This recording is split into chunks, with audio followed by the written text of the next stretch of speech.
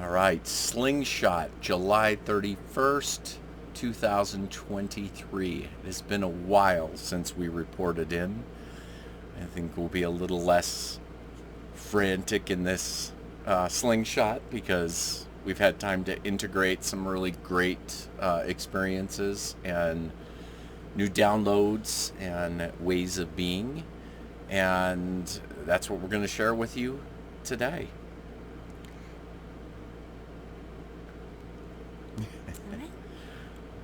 All right, so probably for me, the terminology would be ESOB, ESOB,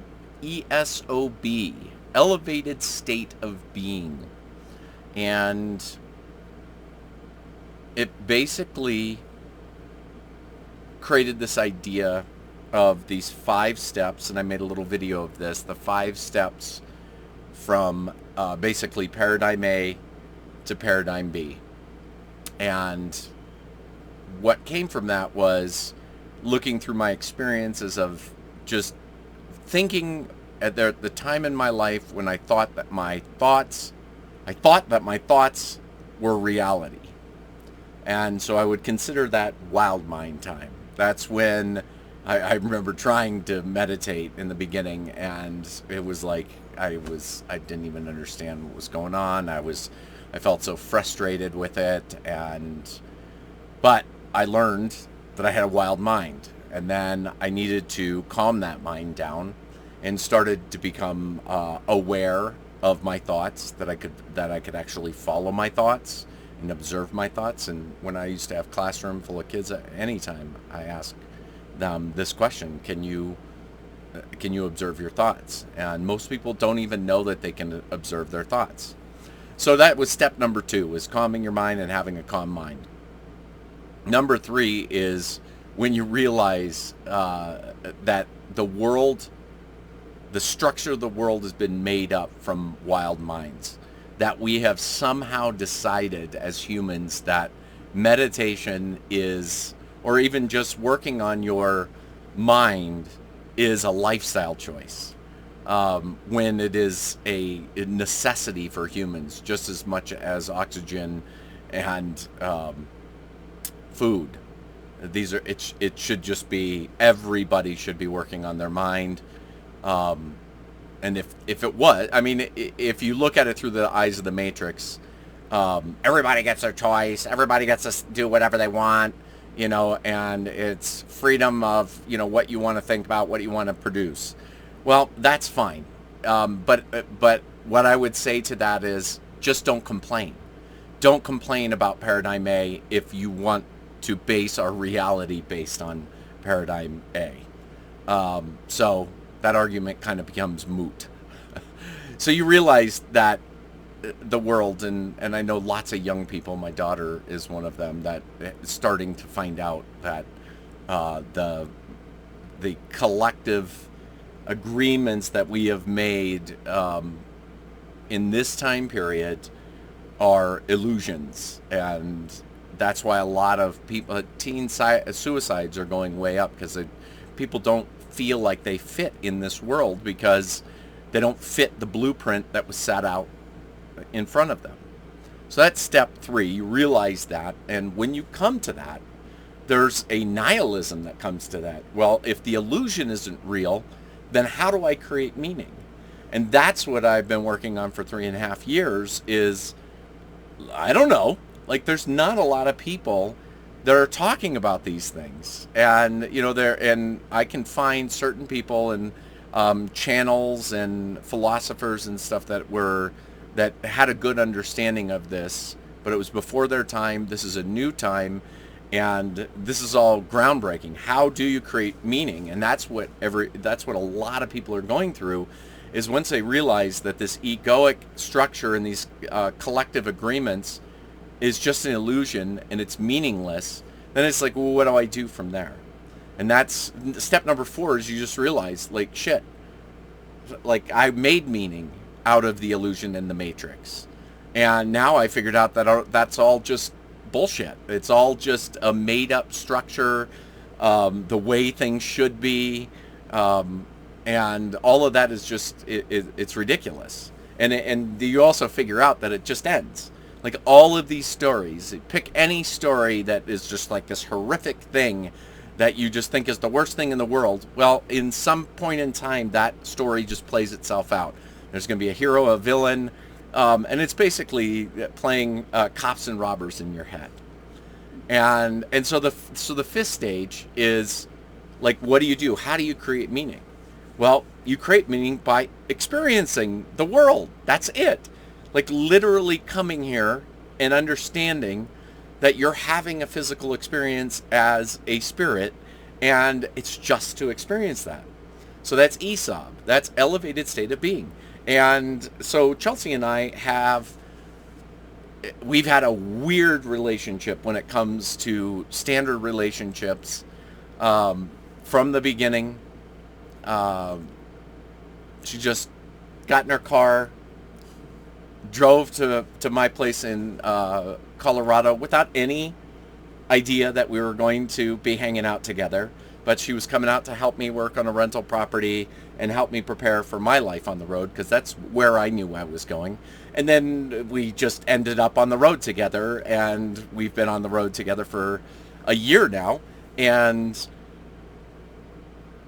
But it's been a really interesting experience, because for me, it was, I had finally got to the idea that I wasn't doing the relationship stuff the way, like I'd do a relationship, but it wasn't going to be anything the way that I ever did it before, the way people talk about it, according to any roles.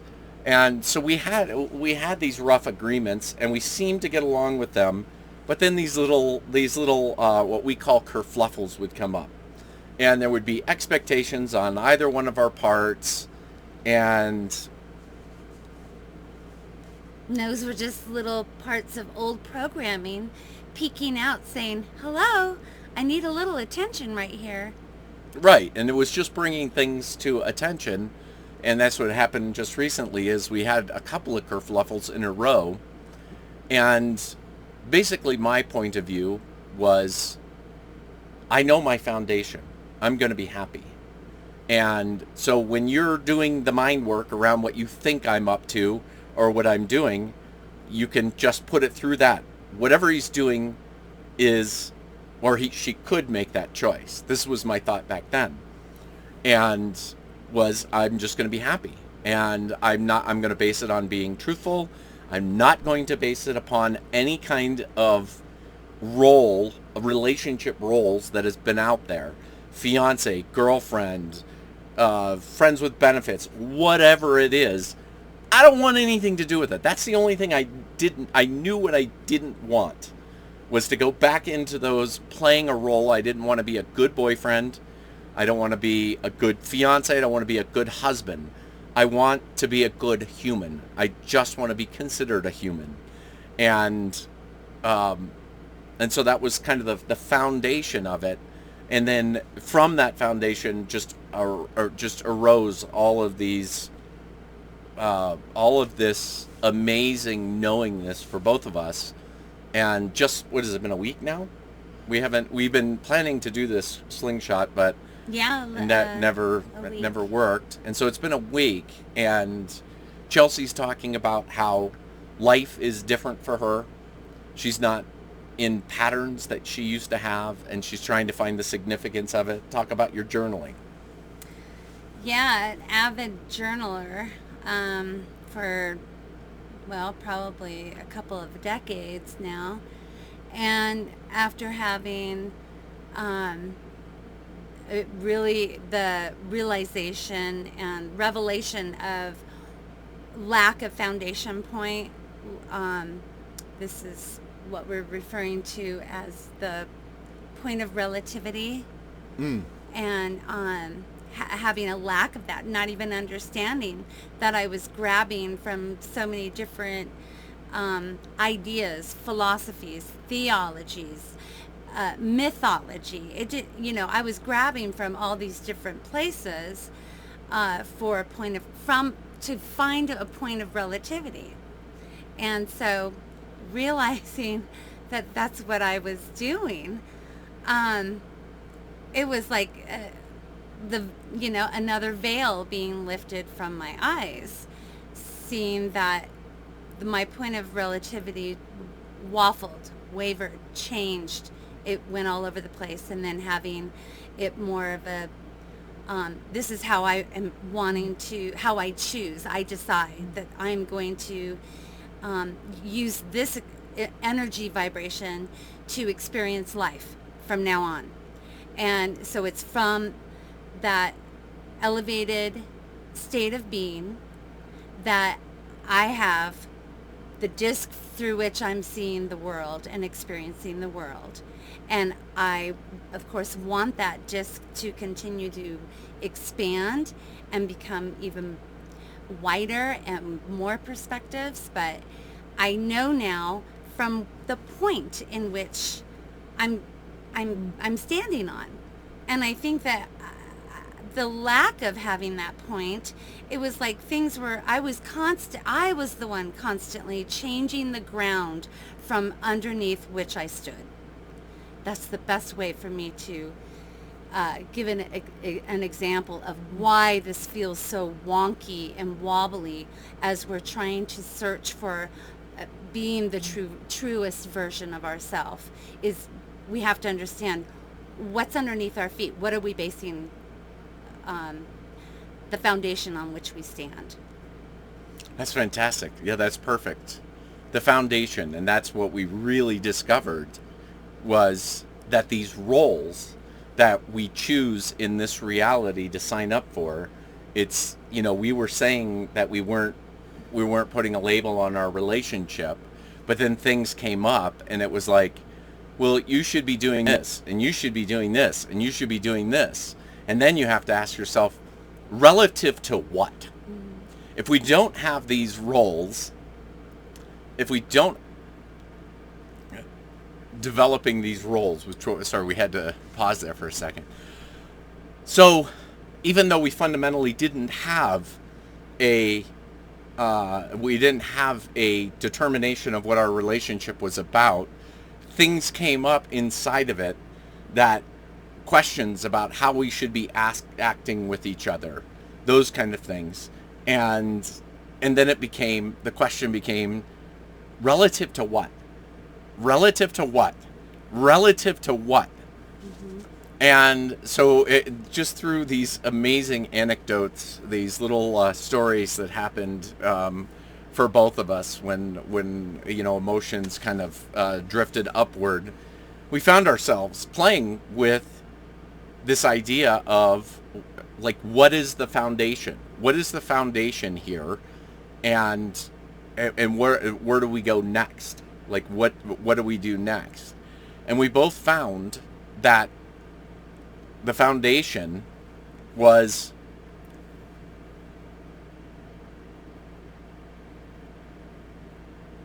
based upon elevated state of being. And what was interesting is whenever we would go into these other aspects, these other stories, we figured out that we were going back into what Chelsea so aptly named the pantry. And the pantry is like our old patterns, all of the construction that was done in our minds before, thinking this is the way the world's supposed to be. This is how you're supposed to act because you're a woman. This is how I'm act because I'm a man and I'm this tall, and whatever else. All the stupid roles, all the stupid stories, all the past stuff. Our minds would go back into doing that. But what was so vivid for both of us was that when you go into the pantry, down goes your elevated state of being. Mm-hmm. And we decided no more. Like, this is our foundation now. Elevated sense of being, state of being, however you want to say it. And what has shifted and changed for me is it changes the thought, or the thoughts that you want to follow in your head. So when you start thinking, or this is me, when I start thinking a thought and I can feel me going down, like, oh, I don't like this thought. Done. Like, I'm done with that thought. I am not doing that thought anymore. And so this is what I would offer to people that want to move from A to B, because B is coming. And we could see the world is a big muck. It's the biggest kerfluffle I've seen in my lifetime. And it's all because we're ready to move to another state of consciousness. And it really is like, that could be the spiritual look at it. It's the experience of this reality without prejudice, without judgment. No choosing sides. No choosing sides. There's no cops and robbers in the mind anymore. That's what most people are stuck in. It's got to be this way. It's got to be that way. No, it doesn't. It doesn't have to be cops and robbers anymore. And so from now on, and that's really changing our behavior, because like Chelsea was saying, she was going, it's like that's exactly what happened to me that I can realize, was that I was fascinated with psychology, and I was fascinated with philosophy and all of these different things, spiritual authors and blah blah blah. And then I realized that that was all just a booby prize. Like, that was so meaningless. I mean, it was meaningful when I was doing it, but it was the thing that was stopping me from living in this in paradigm B most of the time, in now wanting to be in it all the time. It's kind of the analysis paralysis, that where, I would go into the pantry and I would be like, okay, I learned this from Alan Watts. It's gotta work. Okay, no, it doesn't work. Okay, I learned this from Eckhart Tolle. No, it doesn't work. I learned this from Jesus. No, it's like going into the those old philosophies or old mindsets. There's great things to glean from every single one of them. The problem is that you think, this could just be me, but if you feel that as well, then this might make more sense to you. I would go into all these studies and all this aspect and think, okay, I'm firmly rooted. I know this is foundational for me. No, it wasn't. I was holding too many different jars of different things, different plates of different ideas and things. And I was constantly switching from one thing to the next, to the next, to the next. And so that's what I was talking about, that ground underneath my feet was constantly shifting because I was the one shifting it. That is such a great way to say it. Yeah, the foundation, and really what it is your relativity point. That's the thing that people don't realize. People try to reach out and they try to find patterns, things to believe in, like just say Christianity. And then they just like slap that label on them, and they think that, oh, life's great. Now I just go to church every week, pray a few times, maybe a Bible study here and there. But then you realize that there are a gazillion different kinds of Christians. There are fundamentalist Christians, evangelical Christians, there's Catholics, there's Mormons, there's Christian Science. There's just tons of different ways, and every one of those patterns of relativity shifts your foundation completely, and then your individuality to that belief system shifts and changes all the time. Mm-hmm. And that's the thing, is like there's not really a belief system to follow. Like, it's better to follow yourself, follow your own foundation, which is, I'm just going to feel good. And whatever that takes, whatever that elevated state of being, I deserve this, which is really hard for people in Paradigm A to understand, is that you're allowed to enjoy Earth and being you and experiencing life. Life is the gift of experiencing you. And and you don't, and that's why it's like, that's the thing, is cops and robbers in the mind, and that's exactly what it does. It's a dualistic way to look at it. I was thinking about a phenomenon that's happening in our culture right now. We have this fascination with psychology, so people are starting to learn psychological terms, and narcissism is like one of the tops. And it's like, if you meet somebody that's interested in narcissism, they are experts at figuring out who the narcissists are, out in the world. And it's like, how do I avoid, or how do I take on narcissism and blah blah blah. It's just another way of looking at, with fancier words, looking at the control paradigm. So you can shift right out of that. The control paradigm right there, let me help you out with that narcissism codependency thing. They are two sides of the same coin, meaning that codependency and narcissism are simply reverse aspects of each other. They require each other. They require each other. They're cops. It's the cops and robbers game, and you will get lost in that. And you'll be wondering, oh, am I a narcissist? Am I a codependent? Here's a better way to do it. Elevate your state of being. When you're in an elevated state of being, you're going to make better choices. You're going to make the best choices, because when you're in a lower state of being, you will not make those choices. You will avoid things. You will make up stories. You will lie to yourself. So just keep your elevated state of being, and then whatever decisions you can make. And there's just so many other ways. Processing is a big one in the spiritual case. I'm processing, or I'm healing. And I'm not trying to make fun of people that are doing that. I'm making fun of myself, because I was one of those people. But it is just reminiscing over, just sifting through the pantry is the best way to say it. Is like all of that stuff is just sifting through the pantry. You don't that stuff is not necessary, and if it is necessary, it can be overcome so quickly you can't even imagine. So to bring the journaling forward in the talk or sharing here, that I'm a daily journaler. I haven't been writing daily since the revelation, because I really don't have processing it sounds very funny, but it's like I've been just present, living the moments in the day, and so there's not a lot for me to journal about. And that realization right there is huge, because I'm a daily journaler for decades now.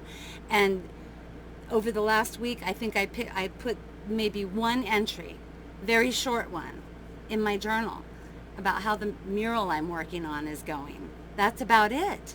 So this processing, I'm saying journaling's didn't help me, because I think that it very much was probably the friend, the soundboard that I needed, going through my own path of self-discovery. And so that is a valuable thing for me. But it's continuing this processing that it just doesn't have a need for an outlet anymore. So, and I'm gonna rephrase the, like, processing, healing, all of these spiritual practices by a lot of people, and say that those were necessary. But what's hard for people to understand is the world is a kerfluffle right now, because we're shifting into new realities. With something new is being born, and so what it is that these things are not necessary anymore. These are not, oh, it's going to take me 4 years to heal my childhood trauma, these kind of things. With an elevated state of being, you can see things so much clearly. I can understand. I was able to see my trauma and how my story unfolded with trauma. And yeah, it took me a long period of time to do all of that stuff.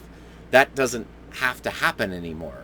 Once you recognize, and you're getting this message, that you recognize what trauma is and how trauma is processed in paradigm A, shifting over to paradigm B, you basically just untangle that spool of yarn, and then you're untangled from the thought processes that your trauma takes you into. And all of this is coming online. Everything is so much easier to get into these kind of elevated states of being, and we're excited to be along the road with you and share what we've got going on here. let's share our carrots. Oh, yeah, this is a fun one. We had made a list of different um, imagery or feelings that are that we would put into the category of a elevated state of being, and there, James was calling them carrots. So this is what we're refocusing. The rabbit chasing the carrot. This is us. Or the donkey, Or the as I knew it. donkey. Yeah, it's like I remember seeing like a cartoon with a little thing with a carrot in front of the donkey, and the donkey's constantly trying to chase the carrot. Okay. And yes, so yes, I guess Whatever I don't know. we're putting our attention and focus on. Right. It's our carrot, our foundation. Our carrots. Yeah. Yeah. So let's go. Oh, okay. Yeah, and so we just wanted to take things that were reminders. So in reality, your attention gets blasted all over. There's just so much going on in this reality, and things to take care of, banking to take care of, human needs to take care of, comfort, discomfort, all the stuff that happens. And so it really, Paradigm B is about feeling and sensation, that we realize that we're sentient beings, and this is much more of an experience of sensation than it is an experience of the mind. Mm-hmm. And so we wanted to create carrots. Well, our carrots and our foundation are ESOP, elevated states of being. So we want to be in that state. And so we were trying to come up with words that, like, if I'm in a mindset and I'm thinking, now I would ask myself, every once in a while, like as I'm doing this practice, is my tail wagging? And so for me, that's that, like, I'm happy, I'm so excited about life. And then Chelsea picked Hip Hip Hooray. So last summer, we were in Mexico, we discovered that there wasn't enough hip hip hooray in the world, and we started to hip hip hooray people. And what we found is it just felt better. Like, we just feel good when we do it. People seem to feel good. And so that was Chelsea's, that's what she says in her mind. It's like, if I'm questioning where's my attention, it's like you go directly to your carrot. Yes. Am I in a hip hip hooray state of being as I'm trying to work this problem out? Mm-hmm. Or am I in a lower vibration? And if I'm not in the higher vibration, then I need to take my attention off this for just a moment, get some hip hip hooray, Mm-hmm. and then get back to it. And then we've asked people, and you're welcome to do this too, is find those experiences in your life where it was exciting and it was amazing, or you just feel at home, or The fullness that There's you a fullness. feel a fullness, and it doesn't have to be like earth-shattering excitement. That there are times that I have more of a sunrise feeling that is appropriate than to a hip hip hooray. But everything is high vibration. So some of the other words that we came up with and others have shared. yay, Yay. Baby's giggles. baby's giggles. That was a good one. Yummy tummy. Yummy tummy. A buddy who likes food. Yes, that was a good one. Gosh, what were some- Glowing. Glowing. That was a great one, and it comes from sitting by the river. Yep, sitting by the river and looking through the cottonwood trees, and the sun will come through, and it's like this magnificent experience. And so it's like, am I glowing now? Mm-hmm. Am I hip hip hooray now? Is my tail wagging? Mm-hmm. Am I saying yay? Is it Yahoo? Mm-hmm. Whatever it is, like, find your excitement and find a word for it that's a reminder, like, to stay in this elevated state of being. And that's the interesting thing. Once you figure out, you don't have to go, you can go from wild mind step 1 all the way to step 5 rather quickly in your life. If you're making choices from an elevated state of being, life will unfold unbelievably different for you than if you try to work it out, or I'm trying. Oh, somebody said Muscling through somebody it. said I was trying today, and it was just like, ouch. That sounds painful. I don't think I ever want to do that again. I don't want to try to The do oth- anything. the other thing is like our culture is just so like, oh, it's the attitude of gratitude. You should have love and compassion and appreciation. These are all great sentiments, but I think that they're so low. What James and I have discussed in our feeling through things, these are loaded words. We found that finding simpler things like, And do I feel personal. like do I feel like a happy dog? I don't have to be super excited, but is my tail wagging? Am I happy? That's elevated.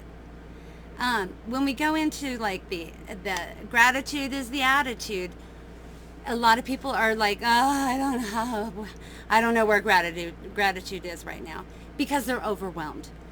Well, you should be operating through love and compassion. You're troubled. It's hard finding love and compassion. They're big ideas. They're big feelings. So these are simpler. They're simple. Yes. You probably could say it better than me, but Well, they all hold connotations for people. Like some people will say, love and compassion, and it's like that is such a subjective term, and it is so conceptual, and then it gets your mind going, and then it also can. That's also like it's a basis of codependency. It's part of the kerfluffle is people saying, I'm being more loving than everybody else, and it's virtue signaling it.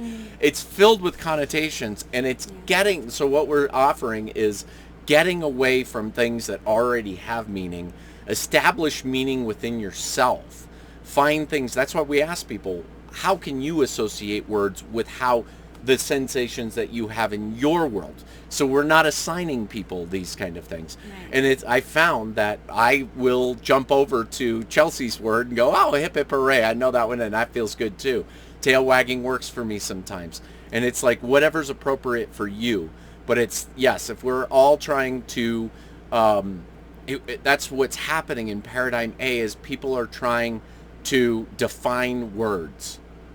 Like it's all about gratitude or it's all about appreciation. And it's like, what do you mean by that? Now we need to unpack that. Yes. Now we need to go out and and it's like, no, it's much more simple. We've got it inside of us. Mm-hmm. We have our minds and our sensations, and that's exactly that, our sensations are emotions and feelings. And those sensations are important. And they're extraordinarily important if you want to experience this reality in a fun and harmonic way. There's resonance there that you can tap into with the elevated state of being. That maybe the word love or compassion or appreciation or gratitude, it's just too loaded. There's so much going on with those subjects. And, tails wagging and hip hip hoorays and yummy tummies. They're very personal to you. This is your point of where you go, elevate, and now see everything or look at everything. Cool. I think that'll do it. You got anything else? That was a heck of a slingshot, making life so much more simple. And that's a nice thing too. We're both tethers, and we're tethered because our foundation is staying loyal to each other, or ourselves. Mm-hmm. Self first, and then our foundation. We keep reminding each other that is elevated state of being. That's where I'm at. That's what I'm trying to do, and then we can discuss from there. It's not like we feel like everything is going to be perfect all the time. But when you have a relativity point, the conversation is so much easier because that's what we found is really what ends up happening is somebody's over here and somebody's over here. And you'll argue this point to death and you'll argue this point of death instead of just going, okay, where are you coming from? What relativity point? Are you saying, oh, you think a husband should be like this? Okay, and I'm coming from the point of view of this is what a man should be.